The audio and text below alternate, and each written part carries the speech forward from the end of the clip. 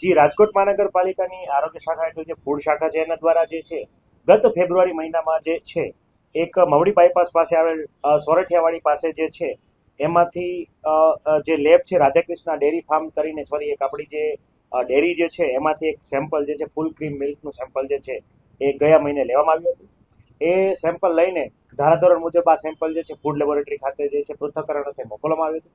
એનો રિપોર્ટ આપણે ગઈકાલે આપણી પાસે આવેલો. એમાં જે છે ખાસ કરીને દૂધની અંદર એટલે કે ફૂલ ક્રીમ મિલ્કની અંદર ફોરેન ફેટની હાજરી BR-40માં ફોરેન ફેટની હાજરી મળી આવેલ છે. એટલે કે દૂધમાં ફેટની વેલ્યુ વધારવા માટે વેજીટેબલ ઓઇલ અથવા અન્ય કોઈ પણ વસ્તુઓ એડ કરેલી હોઈ શકે છે.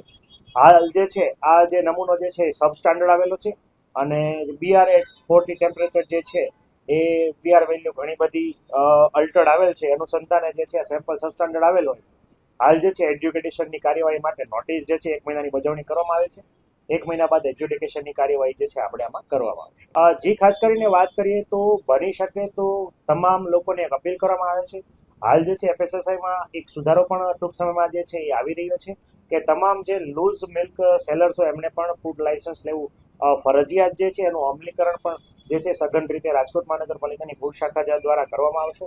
આ ઉપરાંત ખાસ કરીને લોકોને એક અપીલ છે કે બની શકે તો તમારી સામે તમને વિશ્વસનીય હોય એવા જ દૂધ ઉત્પાદક અથવા વિક્રેતાની પાસેથી જ દૂધ ખરીદવાનો આગ્રહ રાખવો જોઈએ. ખાસ કરીને દૂધનો ટેસ્ટ, દૂધની સુગંધ અને જે દૂધની અંદર જે છે એ ફેટ અથવા ચરબીની વેલ્યુ કેટલી છે સામાન્યતઃ દૂધ પીવાથી આપણને ખબર પડતી હોય છે. આ ઉપરાંત જ્યારે પણ કોઈ અન્ય પાણી એડ કરવામાં આવે ત્યારે દૂધની જે છે એ ઘનતા એટલે કે દૂધ જાડું નહીં થોડું પાતળું થતું હોય છે. આ ઉપરાંત મોટા ભાગે છે ફેટ કાઉન્ટ વધારવા માટે ઘણી વખત જે છે દૂધ વિક્રેતાઓ અથવા ઉત્પાદકો જે છે એની અંદર જે ફોરેન ફેટ જે છે ઘણી વખત એડ કરતા હોય છે, જેના કારણે એમને આવશ્યક ભાવ જે છે એ ઘણો બધો ઊંચો મળતો હોય છે. તો અનુસંધાને જોવા જઈએ તો સૌપ્રથમ તો માન્ય જે દૂધની ડેરીઓ જે છે જેવી કે મોટી મોટી આપણી જે અમૂલ ઉપરાંતની જેટલી પણ ગોપાલ જેવી ઘણી બધી ડેરીઓ જે છે કે જે મોટા પાયે દૂધનું બધી મંડળીઓ પાસેથી ખરીદીને પ્રોસેસિંગ કરીને લેબોરેટરી કર્યા પછી જ એ દૂધ જે છે પ્રોપર કાઉન્ટ સાથે જ વેચાણ જે છે એ થતું હોય છે.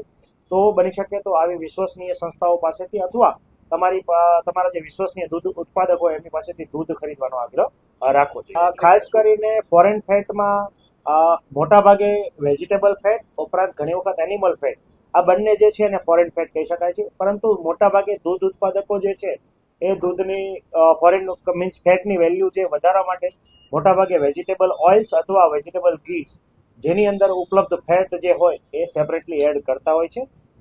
આ જે નમૂનો જે છે એ જ્યારે લેબમાં મોકલવામાં આવે છે ત્યારે જે એનું રિફ્રેક્ટોમીટર હોય એમાં એની જે ફેટની કાઉન્ટ જે છે ખૂબ વધારે અથવા ફોરેન ફેટની હાજરી હોય તો તાત્કાલિક જે છે આપણને જાણ થઈ જતી હોય છે. આ ઉપરાંત ઘણી વખત જે છે ઇમલ્સિફાયર એટલે તરીકે ઘણી વખત દૂધની અંદર ડિટર્જન્ટ ઉપરાંત દૂધની અંદર યુરિયા વગેરેનું મિશ્રણ જે છે એ કરવામાં આવતું હોય છે. પરંતુ મોટા ભાગે ભેળસેળની અંદર દૂધમાં પાણી અને ખાસ કરીને ફેટ કાઉન્ટ વધારવા માટે ફોરેન ફેટ એડ કરવામાં આવતા હોય. ખાસ કરીને જોવા જઈએ તો મિલ્ક ફેટ જે છે એ કુદરતી રીતે બનતું અથવા કોઈ પણ જે દૂધ આપતા કોઈ પણ દૂધાળા પ્રાણી દ્વારા શરીરની અંદર બનતો જે ફેટ હોય છે એમાં એસેન્શિયલ ફેટી એસિડ તમામ પ્રકારના ખૂબ સારી અને પ્રચુર માત્રામાં હોય છે. સાથે સાથે વિટામિન A અને D ની પણ પુષ્કળ માત્રા હોય છે. જ્યારે વેજીટેબલ ફેટ અથવા ફોરેન ફેટ એમાં એડ કરવામાં આવે છે ત્યારે એમાં જે એસેન્શિયલ ફેટી એસિડ જે છે એ ના હોવાને કારણે એસેન્શિયલ સિવાયના ઘણા બધા ફેટી એસિડ હોય છે કે જે તમારા શરીરની અંદર ખાસ કરીને તમારી ફેટની જે મેટાબોલિઝમ છે એ ખોરવતા હોય છે. અને લાંબા ગાળે આવું દૂધ જો ફોરેન ફેટવાળું દૂધ પીવામાં આવે તો ખાસ કરીને તે ઓબેસિટી મેદસ્વીતા ઉપરાંત જે છે લાંબા ગાળે ડાયાબિટીસ અને હૃદયની જે નળીઓ જે છે એની અંદર એથ્રોસ્ક્લેરોસિસ આર્ટેરિયોસ્ક્લેરોસિસ વગેરે જે છે બીમારીઓ જે છે એ નોંધે છે.